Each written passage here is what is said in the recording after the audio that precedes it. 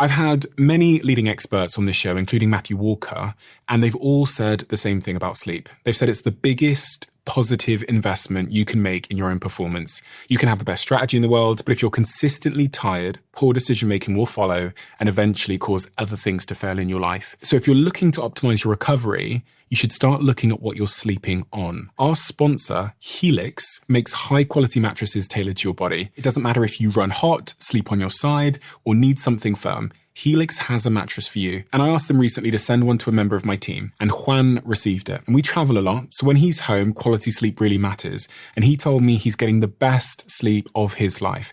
And the data backs it up, with 82% of people in a Helix study saying they saw an increase in their deep sleep. And with a 120-night trial, you've got 4 months to prove it to yourself. You can get 27% off at helixsleep.com/diary. That's helixsleep.com/diary. Just because you're determined doesn't mean everything's going to go well.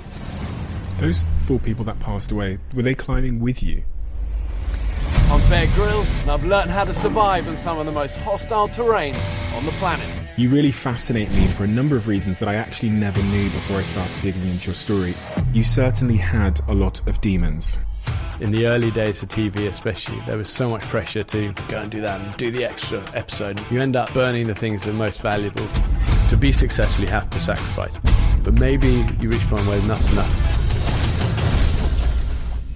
Selection for the Special Forces is all about heart and spirit, and we can all have that. That's not a God-given talent. That's a muscle that builds with walking through the door of failure time and time again and keep getting back up. When was your darkest moment? One was when I broke my back and was in rehabilitation for a long time. And, you know, so much of my rock in my life had been that I was physically strong and I was doing a job I loved, and suddenly I couldn't even reach the bathroom without excruciating agony. And it was just what am I going to do with my life? When is there a time to give up? So without further ado, I'm Stephen Bartlett, and this is The Diary of a CEO. I hope nobody's listening, but if you are, then please keep this to yourself.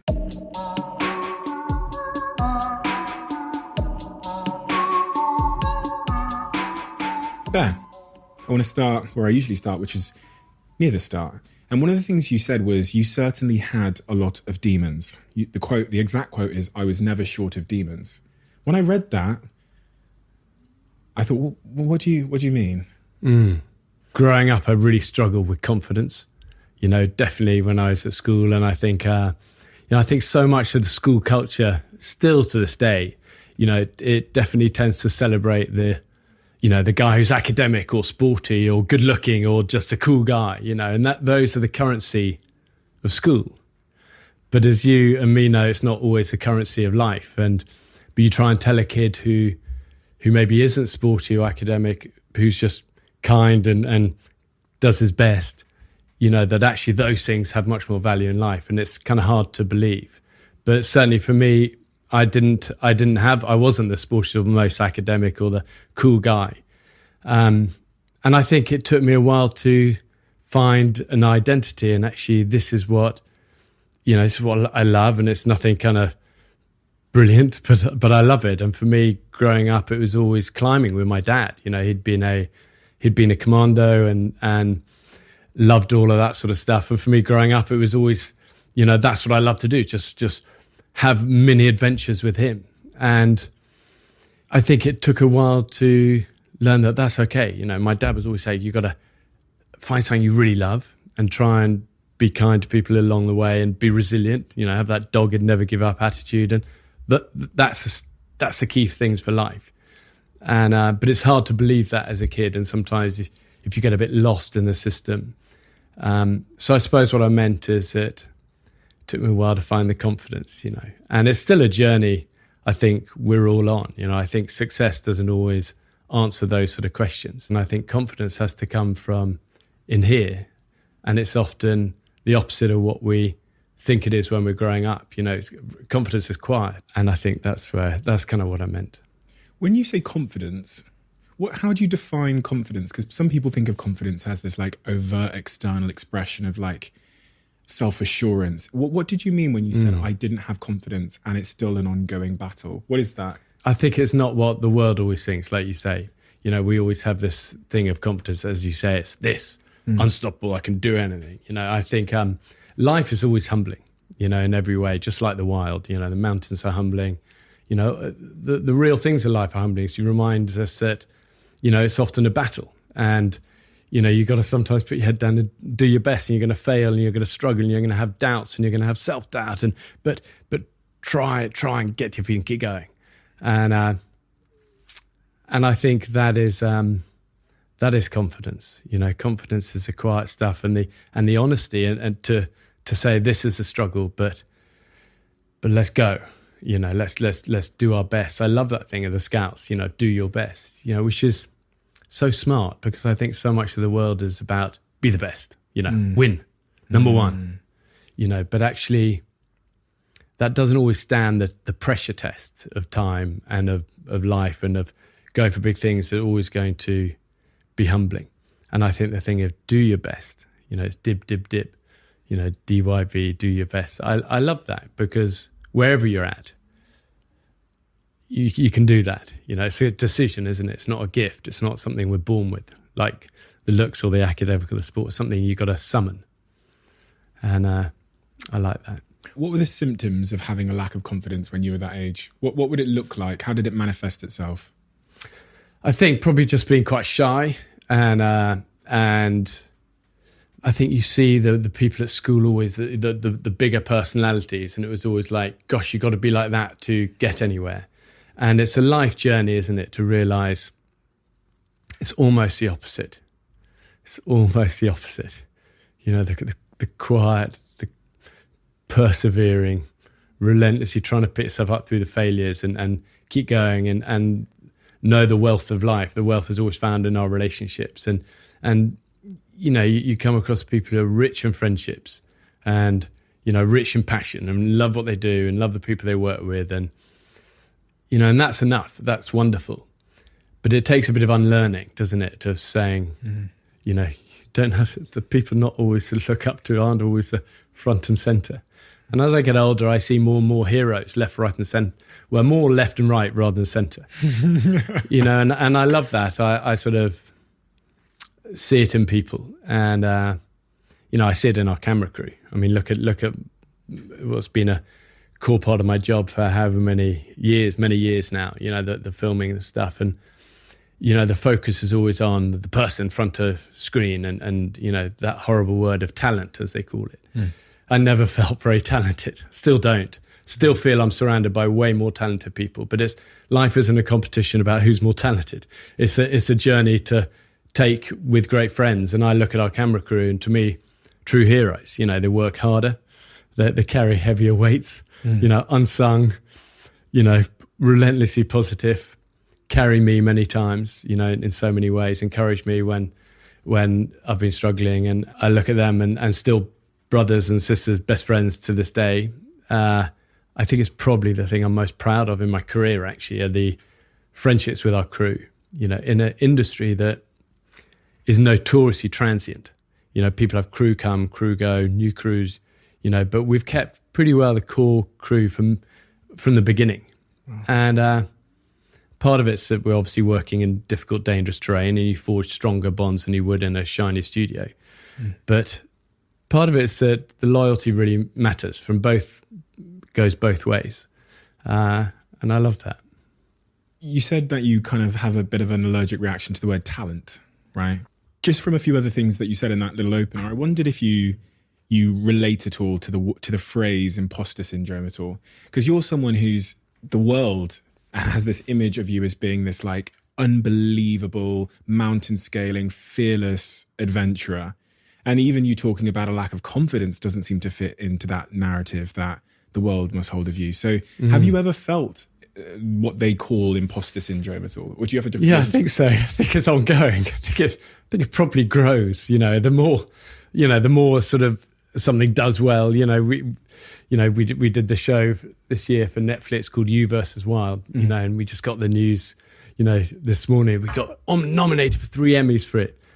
And the crew go, babe, I'm so excited. But part of my heart dies. Part of me is like, oh, it's like that gulf between the sort of TV sort of, you know, guy and the real, it gets bigger, you know. And I feel from day one, I almost had more confidence, I think, in my skills at the beginning. I think as the years have gone on, I've realised actually I've often been surrounded by people who are better climbers, better skydivers, better survival guys, better looking, fitter, stronger, all of these things, just because we've built a crew of ninjas, of true heroes. And, we've got to work with people and locals and experts all around the world year after year. And I think more and more I feel these guys or that person we met there or that person we met, they are amazing. They'd be much better at the job than me. But, like I say, our job isn't to be the best, it's to do our best. And for some reason, I've been given the chance to do this. It's what I've always loved. I love the adventures. I love, like I say, the friendships and, the job we do. And I think you can only ride that and be grateful for it. And like I say, do your best and not worry about too much about how the TV makes it always look. I mean, the truth is the TV always puts the best bits. They cut out the trips and the stumbles and you put anything to music and the guy's going to look cool, But I think an element of why the show worked when we first started doing it is that we did show a lot of the mistakes, and it was kind of the slips and the stumbles and the ums and the ahs. And I remember from day one, the producer that came to me and said, well, we want to do this show where we drop you in the middle of difficult places and you show us how to get out of there. And I kept saying no because I didn't want to do TV. I didn't know about TV. And I was like, oh. And, but he kept saying, we don't want that. It doesn't need to be perfect. And it was my wife that said, why don't you go and try it? And I just left the military. We just got married. We were kind of starting out. And she was smart. She said, go and try it. And actually, it's never felt like making a perfect thing. I think the magic at that time, it was the first show that came along that let all the mud be on the lens and the rain on the lens and the trips and the stumbles, and you saw the cameraman's hand, and it would there was a sort of interactivity that was great. And I've always felt if it's not broke, don't fix it. The stumbles, the trips, the struggles, the mistakes are part of life. But the part of my heart that dies is if it all makes it look too good or too, because at the end of the day, I'm a really regular guy. I'm a regular dad as well. I'm not brilliant at any of these things, but I know what I love, and I know the weapons that serve me best. And the weapons are always this, be dogged, be determined, be the most resilient person out there when it's hard. Come alive in the big moments. When it's not the big moments, you don't need to be front and center, but in the big moments, be there. I watched a lot of interviews of you before you arrived here today, and I think in pretty much all of them you said, I'm a normal guy. I'm a regular guy. And I get that. I understand what you're saying. However... well, it's not false modesty. I'm not going to let people build me into something I'm not, And I think as I get older, I know the frailties more and more, and I'm not ashamed of them. Do you know what I mean? It's okay. Many mistakes, many struggles. It's okay. Otherwise, things become all too, it's hard to relate to, But you got through SAS selection. I got through all these And people turned to you and said things, and as they turned back and quit, right? That for me is a filtering process of something. Yeah. Whatever that something but is. It's resilient. All it is something we can control. It's not a filtering of talent. It's not a filtering of you're brilliant, you're through, you're not through. It's the genius of selection for the special forces. It's all about heart and spirit. And we can all have that. That's not a God-given talent. That's a muscle that builds with walking through the door of failure time and time again and keep getting back up. So I like that. It's why I say I am an ordinary person. It's why I also say just to so many things, because, yes, I pass that, or yes, you reach the top of this mountain, or yes, you do, but it's always just, and that's okay, And it's also often by standing on the shoulders of many giants who've helped me, many, many times, if I think of SS selection, that time there were so many times where somebody just kind of believed me in a critical time. It might be something where the two corporals running something go, do we want that guy? Do we want, a bit of luck falls on his side. Somebody backs you, or, you I don't know, just the more I look back on so many so-called achievements, the more I see the hand of good people in critical moments. But as you know, you have to win the hearts of those people in the first place, but also the role of just that dogged determination to keep going. And that's not a thing of being brilliant. It's just trying to keep going, often sliding another step back, but keep moving forward. And you say that to, I've got 3 boys now, 3 teenagers. And I think if you said to them, what one thing does your dad say to you day after day before you go to school? It's always just, don't give up. Never give up. Be kind. Be determined, but never give up. And they roll their eyes. But you know what? One day they'll know that it's a key thing of life. You don't have to be the best to do your best. Did that resilience muscle, as you call it, grow over time? Of course, it's like everything. It's like the little seeds to the mighty oaks. How do we build it? Just inch by inch, and that's a great thing because it's not something only some people can have. It's universal for us all. We can all become. People think it's a God-given gift to someone be resilient. Resilience is that muscle, and you build it by failing and trying to stay positive and trying to get back your feet and going again. I look back and I remember being really excited about being picked for the 4th 11 football team as a linesman. I wasn't even in the team, and it was like my job was to bring on the oranges at half time, but it was like, and I remember my dad was the only dad on the side of the pitch cheering me on. I thought it was so embarrassing. I'm not even in the team, and Dad said, he's come to kind of. But actually, those little steps of like, I'm going to do this, I'm going to bring on those oranges, and you're never going to forget it. It's going to be great. And it's incremental, tiny little things. But having to fight for things, So how often do we see at school, though, the school hero actually in life doesn't always do that brilliantly. And why is that? It's because they've got, schools rewarded that, but they've never tested this. Where little Johnny, who doesn't have that, doesn't get the awards, is a linesman, brings on the oranges, whatever it is, struggles, doesn't even get noticed, never wins anything, but never gives up and keeps doing his best and still doesn't really get noticed, but doesn't matter. But when he leaves school, this might not be the biggest thing, but this is like ninja-like. That resilience muscle inside is strong. And as you know, and as I know, in life, that's the one that is going to carry you further. And the unseen people at school often do better in life. It's like, don't peak too early. Don't peak at 14. Oh, fucking hell. I certainly didn't. I sat here with Eubank, and I've been thinking about this idea of resilience and what it really means. And as we sit here today, my current hypothesis is basically resilience is this story. It's kind of this contract you have with yourself, this self-story about who you are. And in those moments when no one is looking, I was talking to Eubank about me being on the running machine and knowing I've got 2 minutes to go because I said before I started I'd run till 45 minutes, but my legs are hurting and they're cramping and I could give up and walk away and no one's going to know because no one's here. Yeah. But what I alter my own self-story in a way and I send a message to myself that I am the type of person that gives up when it's tough. So is it really, do you relate to that? And is this kind of like, you're crafting this story about who you are to yourself with every small decision you make. Doing the linesman job, you said, I'm going to do it the best I possibly can. And although it's not what I wanted, I'm going to give it everything I can and not give up. Yeah. Yeah. Does that relate at all? And also I think the thing of giving up is that, what is it? It's that thing of temporary pleasure, long-term.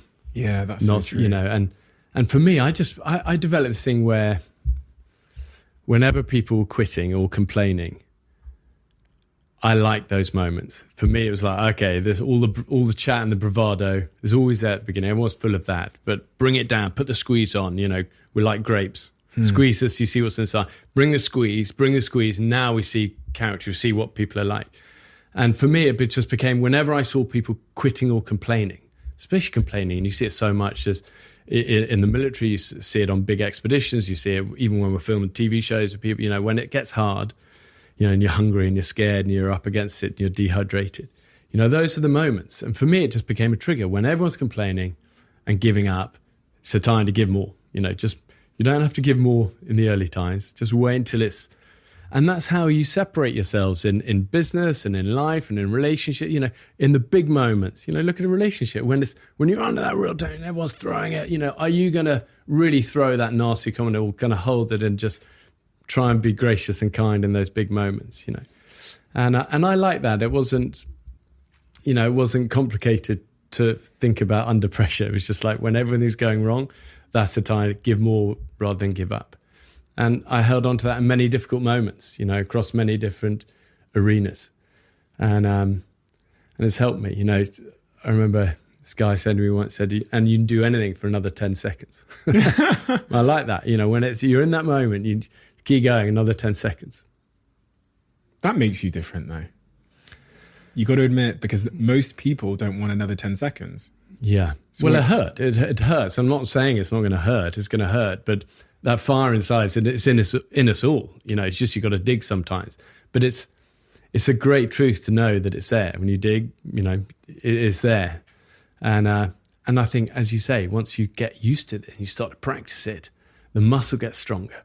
And then you almost seek out tough times. You know, this is a chance to shine, you know. And as you say, that's how you separate yourselves in life. You know, you're going to reach these points, but in those big moments, what are you going to go this way? How are you going to act in those big moments?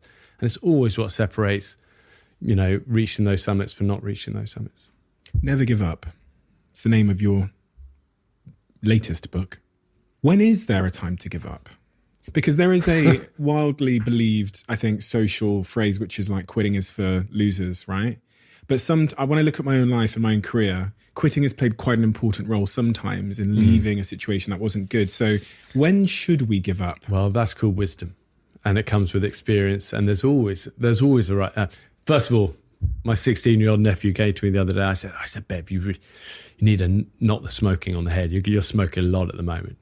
He went, but ever since I was a kid, you told me never give up. I said, apart from the cigarettes, you know, there's always a time to give things out. And experience and wisdom, you know, you just don't want to be a pig-headed, head in the dirt, just, you know, that's not smart. That's not smart. You know, intuition and experience has to know when, hold on, this isn't maybe the right route. Let's just take a step back.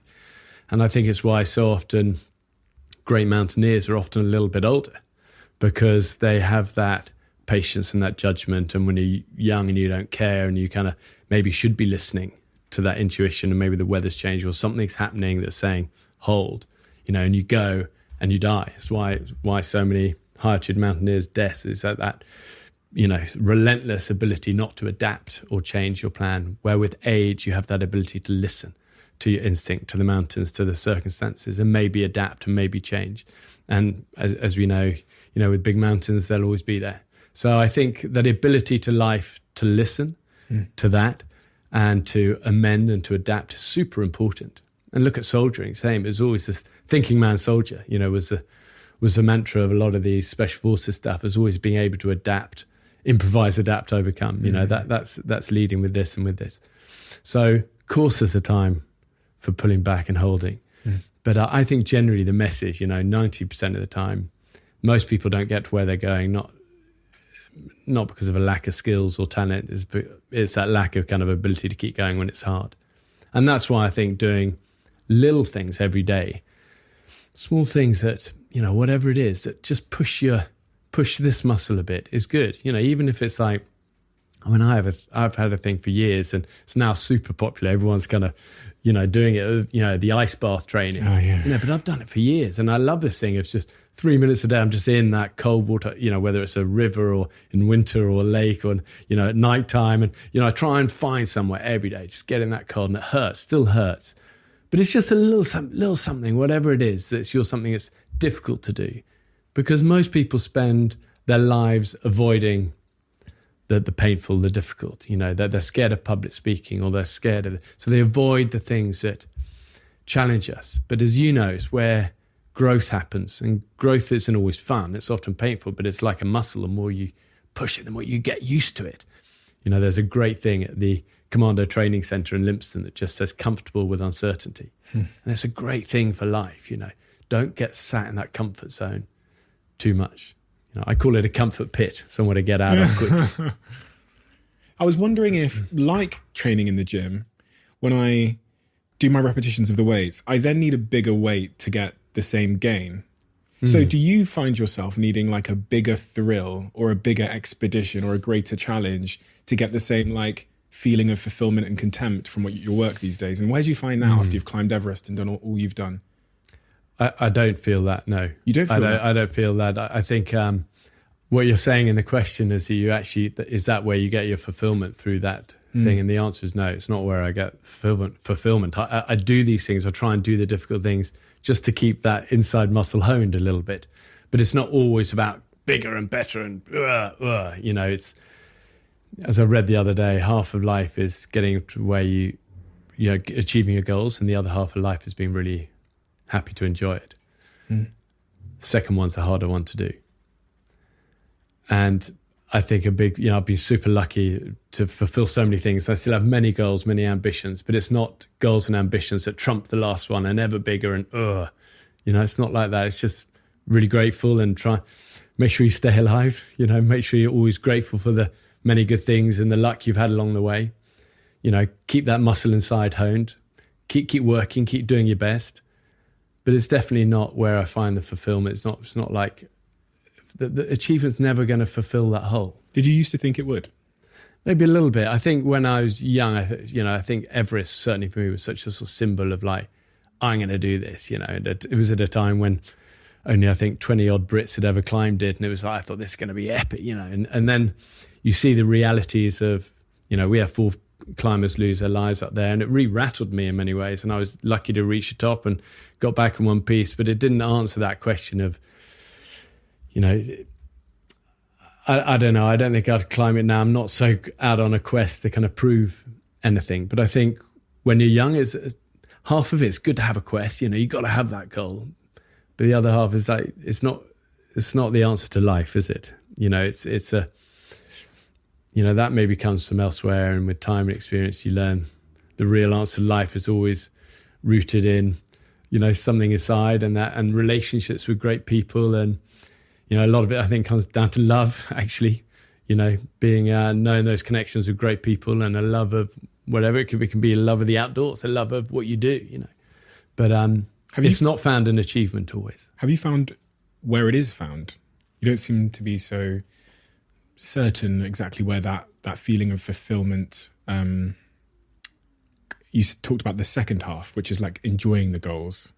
Have you figured that bit out? I think it's a lifelong journey of figuring it out.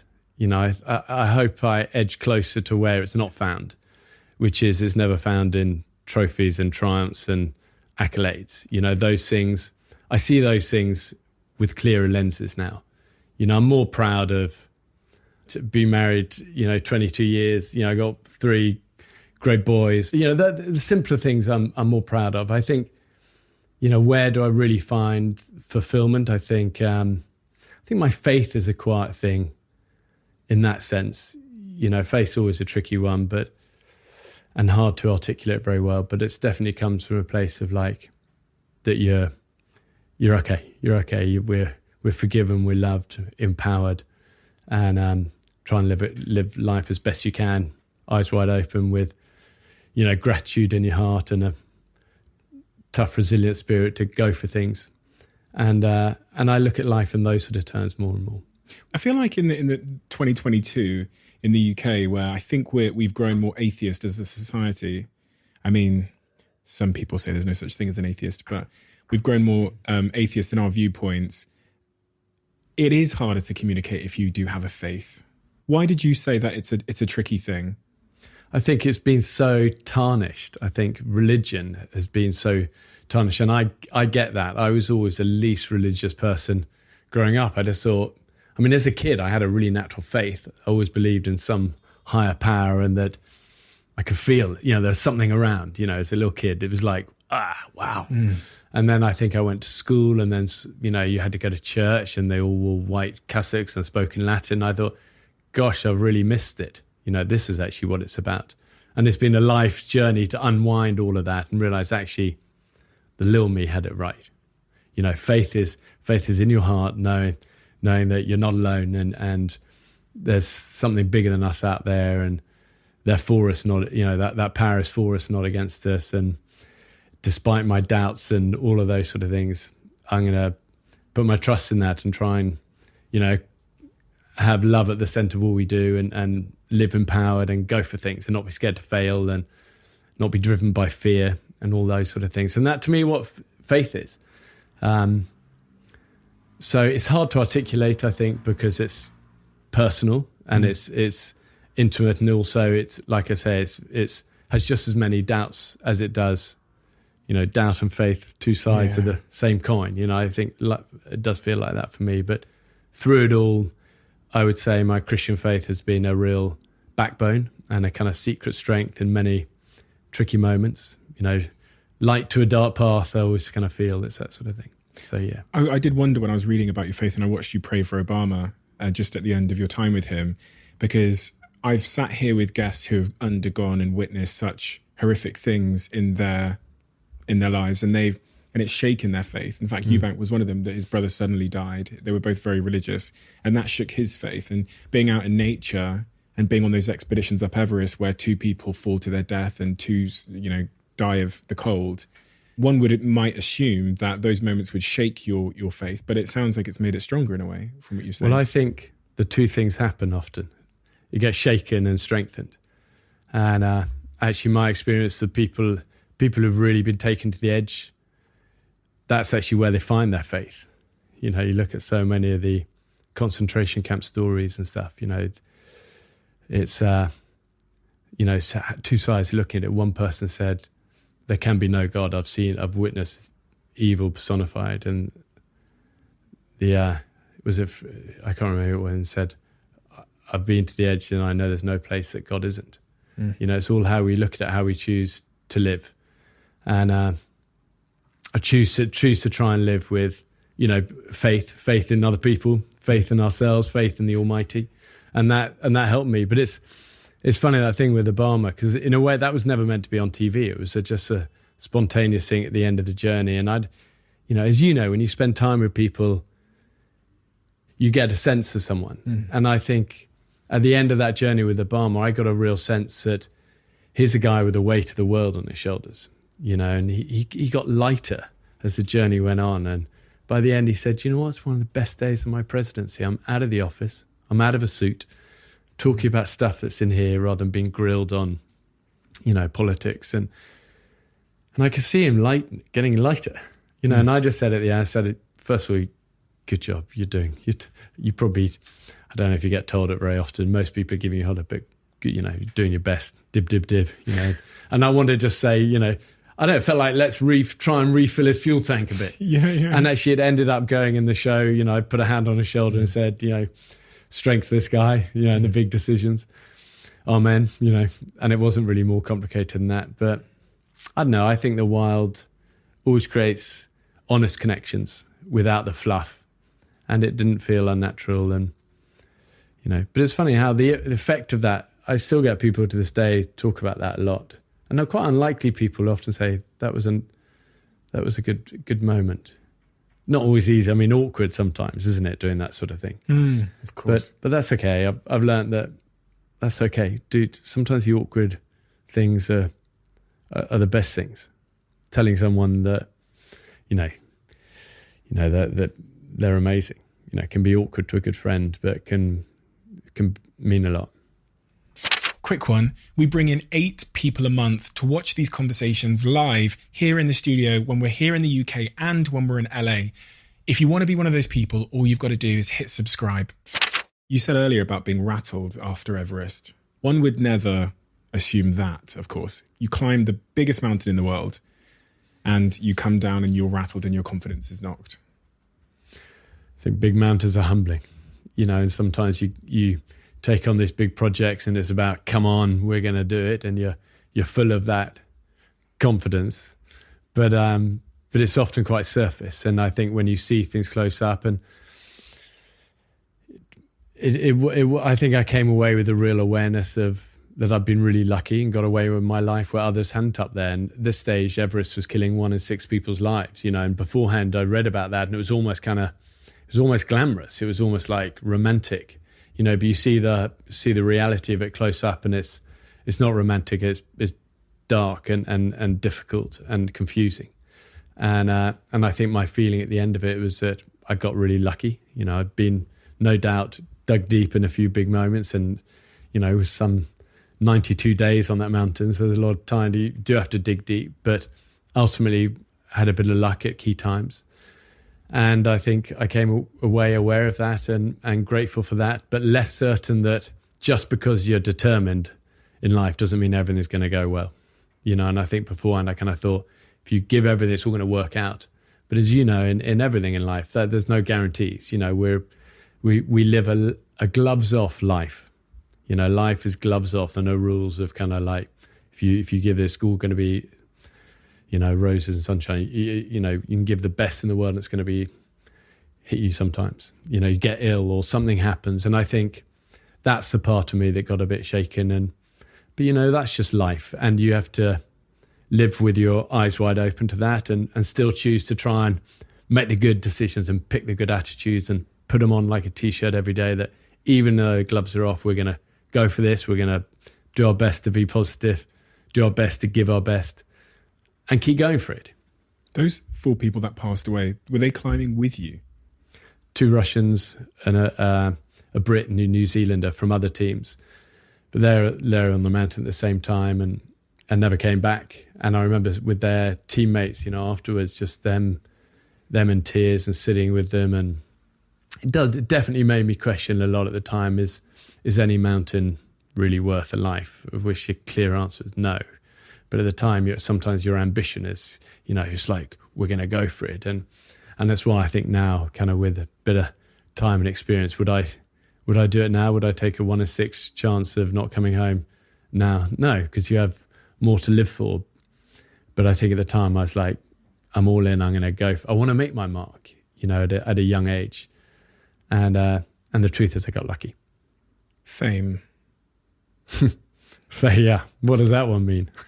Yeah, you tell me.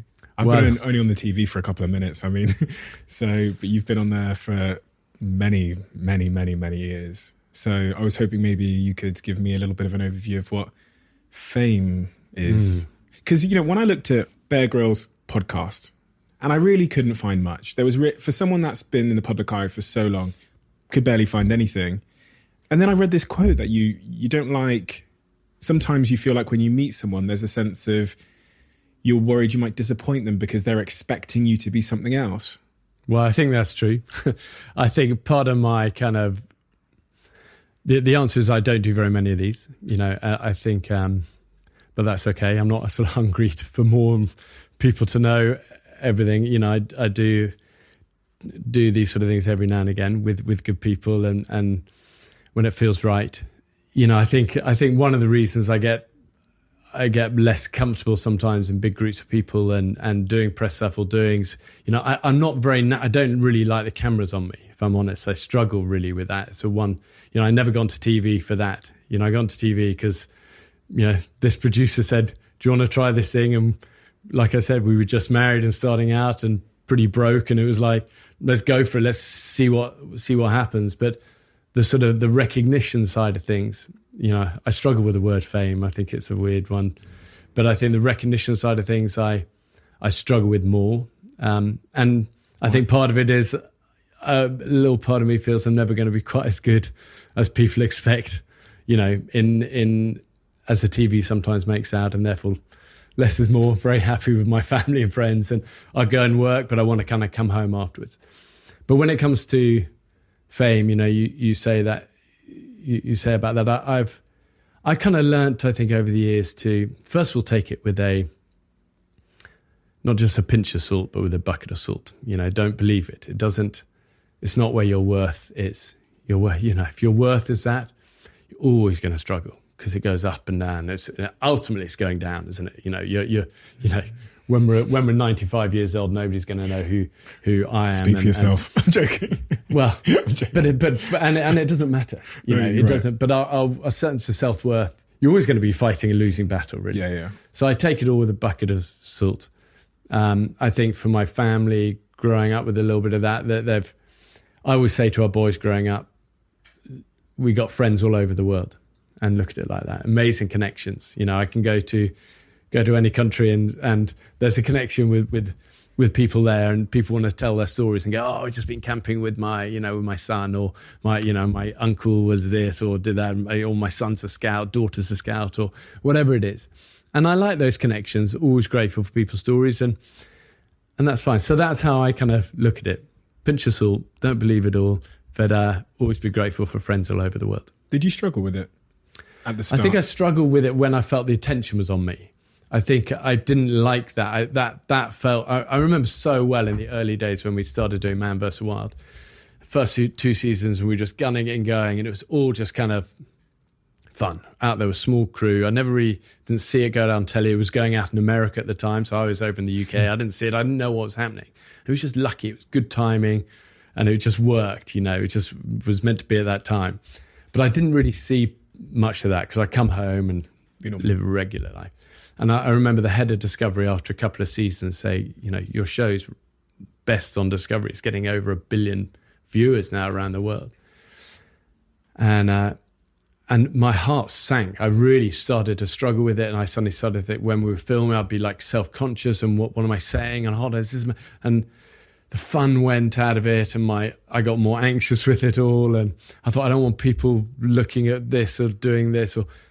And it was a really sort of marked time and the crew said it, so they said, is everything okay? And I think I had to learn it's about other people, and when I realized people coming up and they weren't going, you're amazing. They would go, I took my son camping or my whatever did that.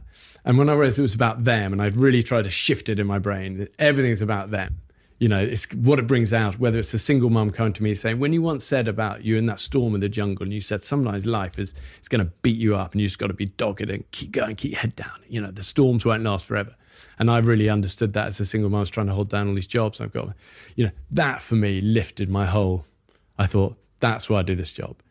And it kind of shifted it off me. And that's why I've always loved my job now as like Chief Scout.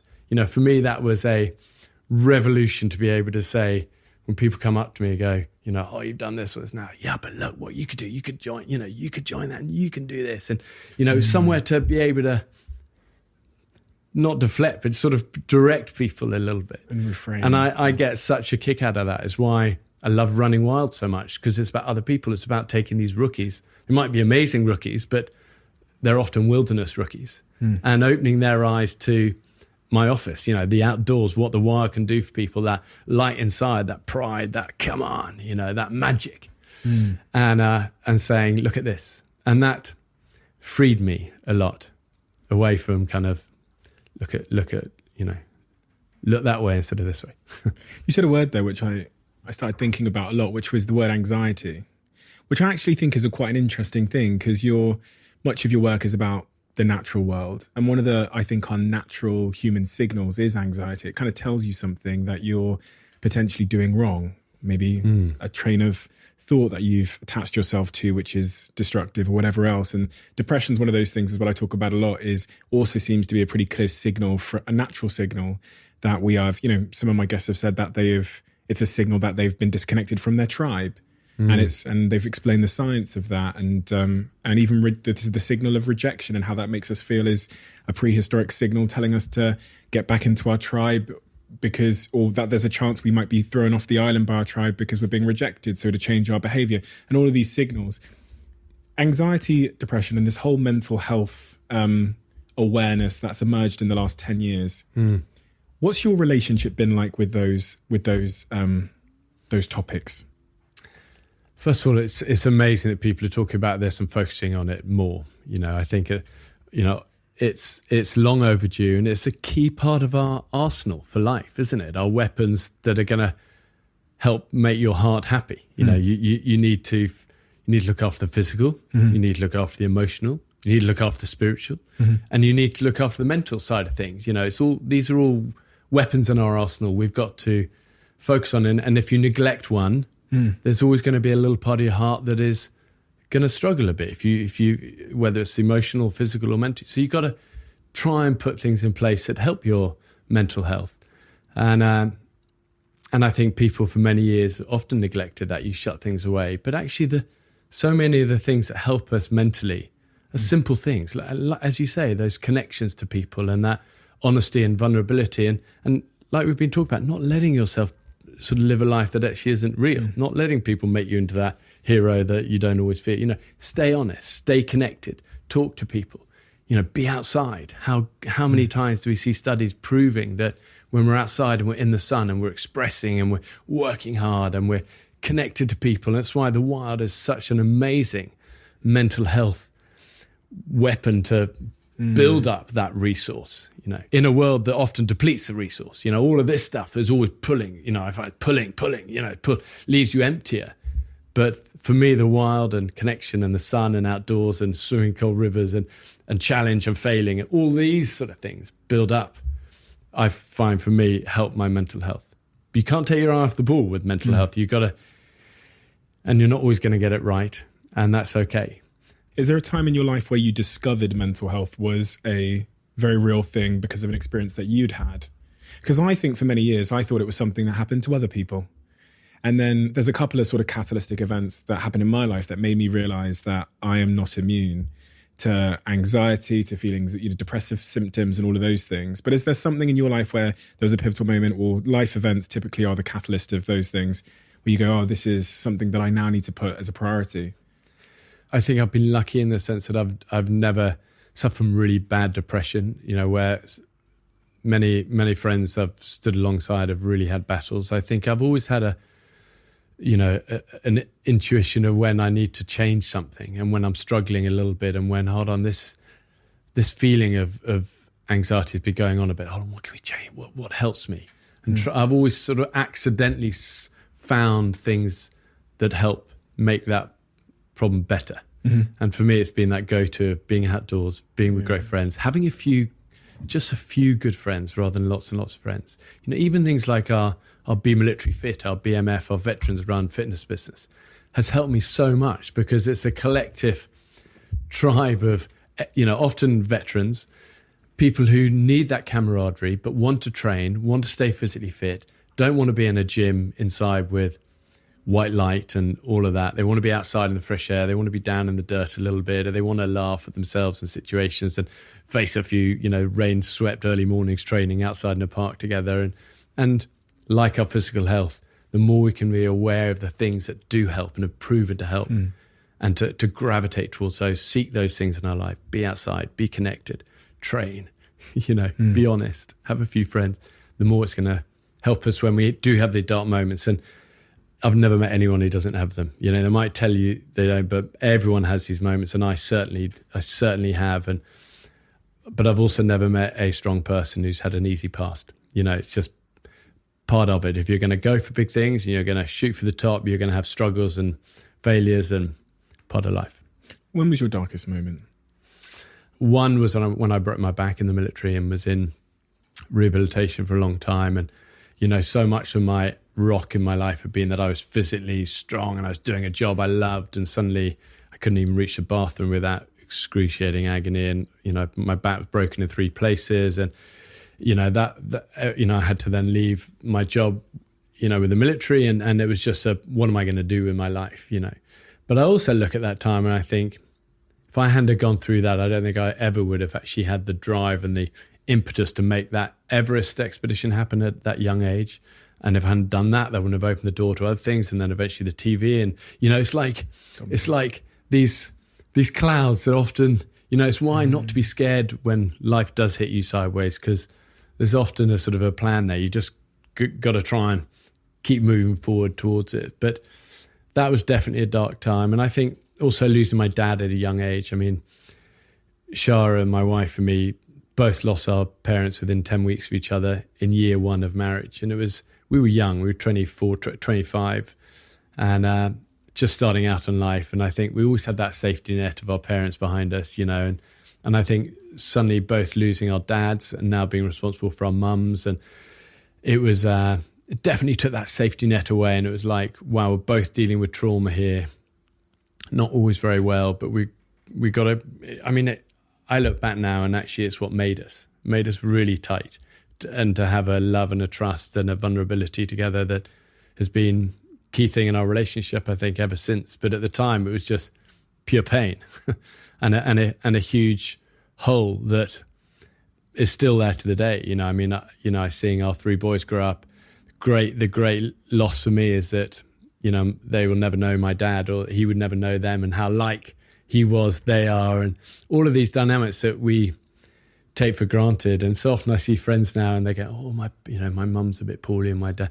I'm thinking, there's part of me thinking, you're so lucky to have had your parents for that long. And I was dealing with looking after sort of my mum and all her sort of bills and everything. And, when I was 25, it's been going on a long time. But at the same time, I think my dad taught me so many of the key things in life, which was back to that earlier point of like, be resilient and be kind and keep going. And those things I'll always be grateful for. And I wish, my only regret is that I didn't get a chance to say to him, wow, you were right. You were actually right all along when I kicked against it and kind of, you were right.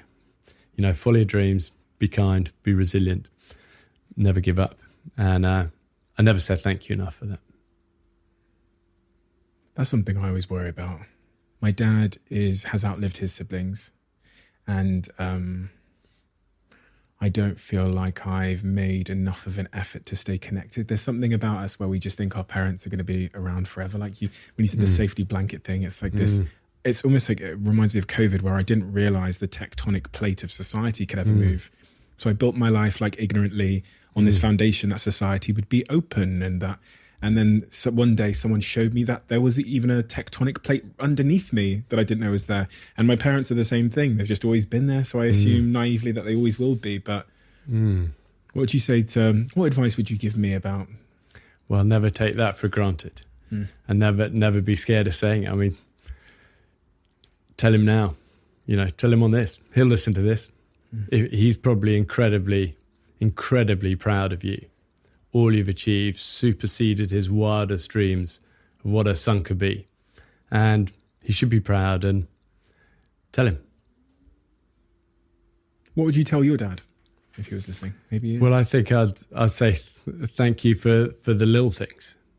It's not that, it's thanks for being there on that touchline when I was linesman. Thanks for not putting too much focus just on success and school reports and being top. Thank you for putting focus on being kind and having a dream, even though, might not be the path most trodden, but go for it. If it's your dream, go for it. And thanks for saying that never give up is the golden currency of life, rather than, good looks, sporty talent or academic brilliance.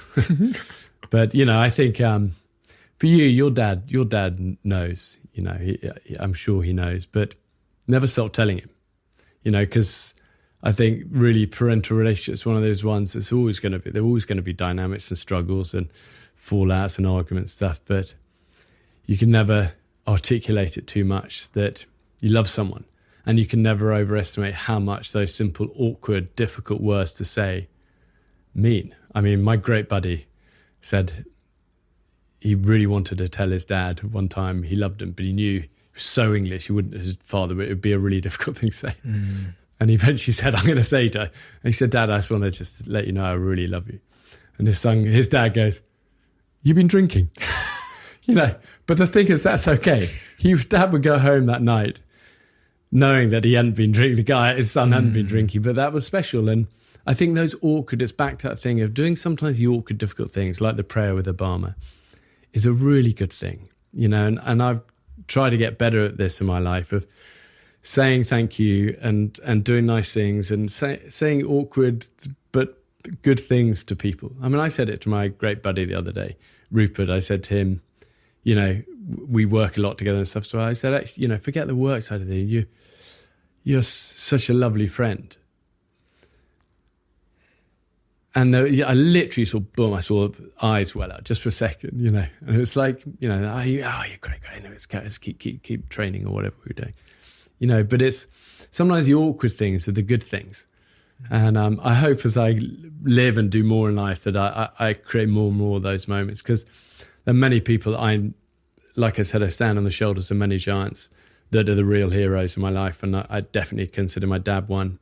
I definitely consider those I served alongside in the military, many still friends to this day. I mean, I was with Corporal Williams, my old, squadron, patrol commander, who's now aged, 70 and lives in Merthyr Tydfil. I was with him the other day for a walk in the Brecons.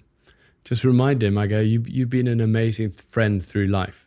And I'll never forget the belief you had in me in the early days. Thank you.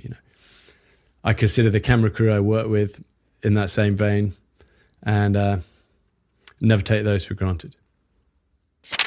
Your wonderful wife. I remember you saying once upon a time, if you really want to know someone, you've got to ask the wife and kids what they're like. It's so true, isn't it? I mean, what if I asked your wife, what would she say? What would she say about the... Flawed. She'd probably say flawed. Flawed. But, in what way? I think loyalty and sticking through things and knowing the real us and that we're not perfect and we're there for each other is creates a power to it. And I do look at relationships that are special, like, with your kids or with your wife, it's like stained glass. They're really beautiful, but you got to protect them, and you got to protect them, number one. And I think it's so easy in life to do the opposite. As actually we take that one for granted and we produce our best.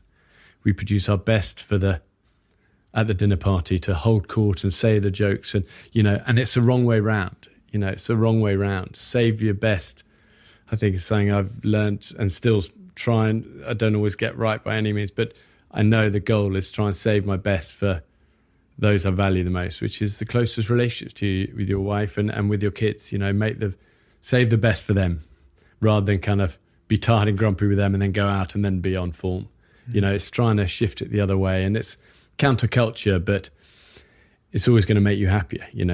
And that's why I say, if you want to know what someone's like, ask their wife, because don't look at the press reports and don't read their own stories about themselves.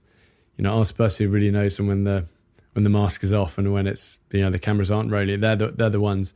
And it's not to say anyone's perfect, but try and save your best for them. And I think if you do ask my wife what I would love her to say, I'd love her to say that I was loyal and kind and fought for them. That's what I just have always tried to do in my life, and prioritize them. And many times in my life, in the early days of TV especially, there was so much pressure to, be away too much and go and do that and do the extra episode and do the extra thing. And the, Discovery Channel are asking for one more thing there. And you end up burning the things that are most valuable because you're way too much. You're focusing on this, and always creates damage. And I'd say sorry for those times I was way too much. And that's why I fought so hard to start to produce and make our own shows where we owned the format and we could decide. I go, no, it's our boys' half term. I'm not going to, even though it's, Tom Cruise or whoever, I'm going to be at the half term for this. I want to put a shift onto the family. It's been a great thing. It's been a key thing. And the other stuff is work. It will always be there, it will be there, and it's okay. Sometimes I fall into the trap of doing that. So, you get an offer come in and it's, 50 grand or 100 grand to do this thing here. It'll take one day, but I'd scheduled to be in Indonesia that day with my partner. And I'm looking, I'm going, can I really turn down 100 grand for one day, just like hanging out on the sofa with my partner? It's a new challenge that I've been contending with. You've been through this. Well, I think the answer is, at the same time, you're hustling and you've got to work and you've got to build it. And you're building it, especially when you get married and have kids, you're building for their future. And all of us have this struggle. But I think listening to that inner voice, a little bit. And there's this line, isn't there, that we walk where, this side is family, this side is work. And the problem is, if you only try and walk this line, everyone's always asking favors. It's just one off, it's one event, it's one thing. And before you know it, you're spending too long on this side of the line. And you're creating damage and loss. It's only damage, it's losing. You're creating loss on this side. And I think what I've learned is just shift the line a little bit. Make the line here. Oh, so make it even more family orientated to start with. Yeah. So when you drift over the line a few times, which you're going to do, you're still in surplus. And I think the wisdom and experience of life is knowing, do you know what? No, we should go and do that. I will go and do that event. So that's important. But knowing also the ones to really protect. It's often the little things, isn't it? Like like the linesman story, like that school play or that anniversary or whatever. And listen, I'm speaking from a place of flawed failure through many, many times, but I've learned through those things. Why do you say that? Because I got it wrong many times. You just weren't there? Yeah, just been there and made mistakes and got them wrong. But I've learned through those is that it's worth protecting the thing of most value in your life. And I think then with success, what happens, you'll reach a point where you don't need that extra 100 grand. You know, maybe when you're getting it, maybe you've got to hustle a bit. Maybe you've got to make some sacrifices. You do. To be successful, you have to sacrifice. Maybe, you know, and I was the same. I had to in those early days. You gotta go that extra mile. I'm not saying you don't, you do. But maybe you reach a point where enough's enough. And then what you're really saying to your girlfriend, or it might be your wife or your kids at that stage, is that I value you more than the 100 grand. And when you're like successful, you know, it doesn't get any easier to say no. It becomes more important to say no. Amen. I felt that. Speaking of work, really compelled by when I read that you're the chief scout. I was like, that's the CEO of the Scouts, right? Is that not the CEO of the Scouts, effectively? Well, I don't think I've never had an aspiration to be like a CEO. CEO has always felt very important, even though we are on the diary of a CEO. Yeah. I never feel like a CEO. Greatest honor in my life has been to, you know, be a small cog in this incredible worldwide machine of 55 million young people. Wow. Bound together by a common set of values of respect and kindness and humility and adventure and determination and life skills. And, you know, it's an amazing privilege. I never take it for granted. It's a worldwide force for good. It truly is. The scouting movement is unlike anything else out there. And it really has been the greatest honor of my life. And I love it. I can sum up my job as chief scout in 3 words, you know, encourage, encourage, encourage, you know, and shine the light on those, the young people, because the stuff that they get up to, the missions they're on, the efforts, the endeavors, the expedition, what they do is amazing. They're leading the thing on climate change. They're leading in many refugee camps and disaster areas, helping, serving. And when you get 57 million young people around the world saying, I make a promise to be kind and helpful, you know, it's amazing. There's a power to that, and it's brilliant. Do you think your career is complete? I hope not. I'm still hustling. I like the struggle. I like the fight. I like the ambition. We've built a brilliant team. We're pushing many endeavors, you know, away from just the TV shows. You know, I'm super proud of our Be Military Fit, our veterans fitness business. You know, we have our theme parks, our adventure parks at the NEC, and we're opening up new ones around the world. We have the Scout stuff. We have education initiatives. I love it. For me, it's about using this God-given platform we've been given through the TV shows to try and do exactly the same as we do with the TV shows, which is to shine a light on you and say, look what you can do. Will it ever be complete? And I hope not. I think it's like my bucket list gets longer and longer as I live in life. Yeah, it's like the more things we could do that, and we could help do this. And I always want to live with that eyes wide open, you know, willing to be all in, willing to fail, willing to put myself up with great people, have that focused mission of trying to empower other people, helping other people to find their adventures in life, whether it's through books or TV shows or whatever, to like be able to go that extra mile, to be able to dig deep, to understand the storms of life come, but sometimes you got to be dogged and determined to keep going. I want to bring that adventure spirit to people every day I live on this earth. That's the goal. To no end.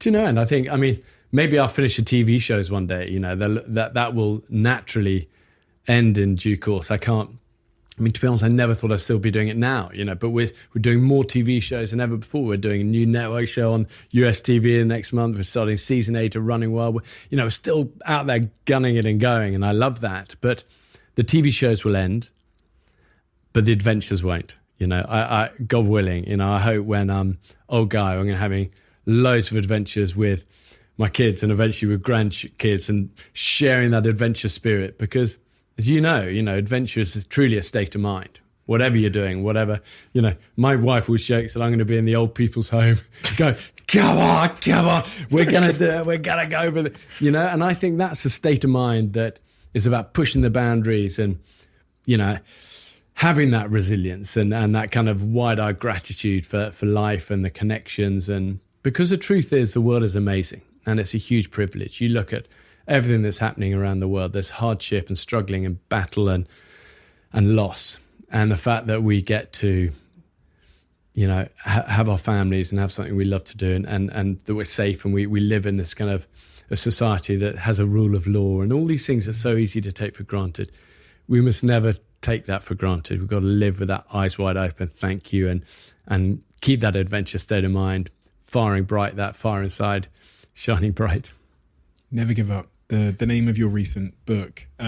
This book, I got the sense that it was slightly more special than previous books to you, and that it had taken 5 years to write this book, that you wrote it all yourself. It took a long time. You know, I was reluctant to write it. I wrote an autobiography called Mud, Sweat and Tears originally.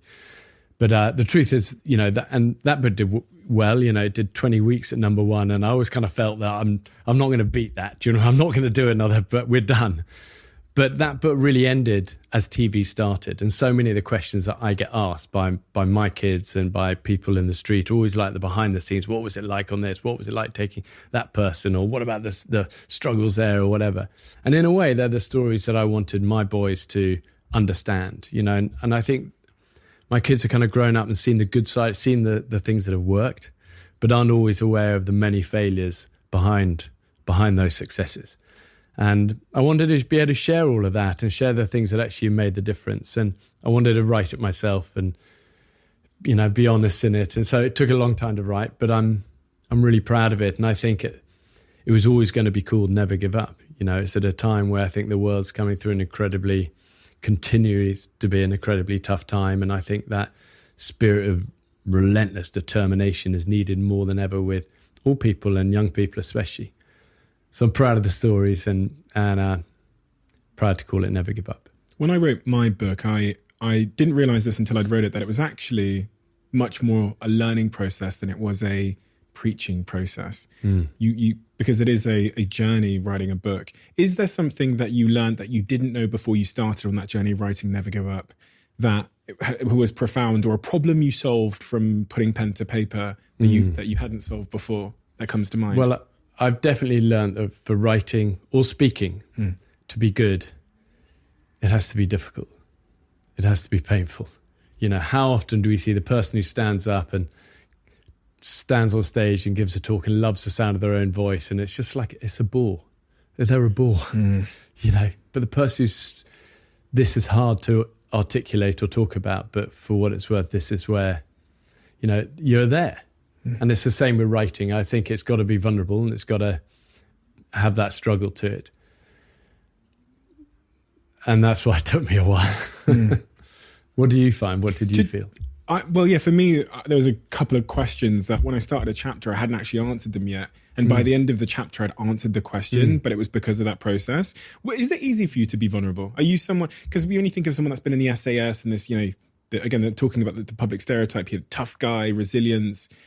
Vulnerability seems to be the antithesis of that for a lot of people, the complete opposite. How have you been, you know, we talk about toxic masculinity a lot now. I sat here with Terry Crews, the actor, big tough guy, and his new book, Tough, which is about toxic masculinity. What's your relationship with vulnerability? Well, first of all, Terry Crews, hero, and one of our Running Wild guests, actually. I took him on one last year, and he was, like with you, very honest about some of this stuff. Vulnerability was hard initially, but I think it's where life is, you know, and like when you climb any big mountain, you know, where you're roped to someone 24 hours a day, it brings you close, but it also is where the bonds are, you know, and when you're vulnerable with someone, it creates a connection. You know, you and me probably feel more connected by being the vulnerability than the, look at this, you know, vulnerability creates bonds and creates strength. But like all these things, there's a pain and it takes a strength to do it. But I think, I'm not scared to show that. You know, I've got nothing to prove, and I don't want people to think it's just all heroic. You know, I want people to know that there's been many struggles through it all, but these things have quietly helped me. And I always think people have two phases of their life. One is like, you don't want the world to see who you really are. You're out there, you project this kind of image.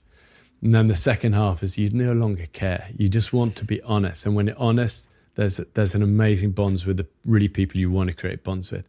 And some people have that realization at 25 and they live the rest of their life in this empowered way. Some people don't reach that point until they're 85. They live the whole life with this mask, and it's only when they're with that maybe nursing, the first person they're actually being honest and vulnerable and broken with. But you eventually realize it, you know, and the goal, I suppose, of life is to get to this place early, because it's where the wealth is. It's where the happiness is, because you're not having to pretend any longer. And you can form those deeper relationships, as you said, which is exactly what happens when we have these conversations. There you go. We have a closing tradition on the podcast, which is our last guest asks a question for the next guest. So the question is, if you had to predict, where will you be this time in 5 years' time? Wow. The truth is, I hope to be doing the same sort of thing, in the sense that living this mission of trying to empower other people to find their adventures through all these different means, through the TV shows or the books or whatever. I love that mission. It starts from my relationship with my kids, and it extends to Scouts, and it extends beyond that from there. So I hope to have that same mission, maybe at a slightly slower pace. We film a lot of shows at the moment, and it's away a lot, and it definitely has full on elements to it. So maybe kind of dial down the pace a bit, but same mission, and still protecting family first. Before work, before even that mission, protect family first, and keep those relationships strong.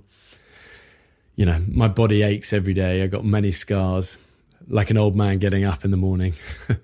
But I don't apologize for any of those things. And I think by the end of my life, if I can, I don't want to arrive in a perfectly preserved body. It's that quote, I want to come skidding in sideways, covered in scars, screaming, yo, what a ride, And long may that spirit continue. Bear, thank you so much for the time and generosity. I've got to say, this does really feel like a huge honor for me because of how infrequently you do anything like this. So I just want to communicate how much of an honor this genuinely feels like for me. And I feel very special. And I feel like our team are very honored to have you here and to have this conversation with you. You're someone that's achieved an unbelievable amount, and for you to be so honest, and because it would be so easy for you to say, to play into the narrative that you have superpowers, but it's almost impossible to get you to indulge in that. And as you say, that makes the things you've achieved so attainable for everybody that's listening, including myself. And if it is something that I can learn and grow and a muscle I can build, then that for me is incredibly empowering. And empowerment is so evidently at the center of all the work you do with the Scouts, with your new book, Never Give Up, which I highly recommend everybody reads. The paperback is out on the 9th of June, but it's really, you can tell you've written it. You can tell that it's come from a place of real authenticity and someone who is willing to tell you the truth. And we need a lot more of that. So thank you. I'll never be able to say thank you enough for coming and doing this. And thanks for the inspiration over the years. You've empowered me just in this conversation. Yeah, it's so calm. Well, likewise, you're doing an amazing job. And thank you. Your dad, he will definitely know it. I'm gonna text him. I'm gonna send him a voice note after this. So thank you, Bear. Thanks. Take care.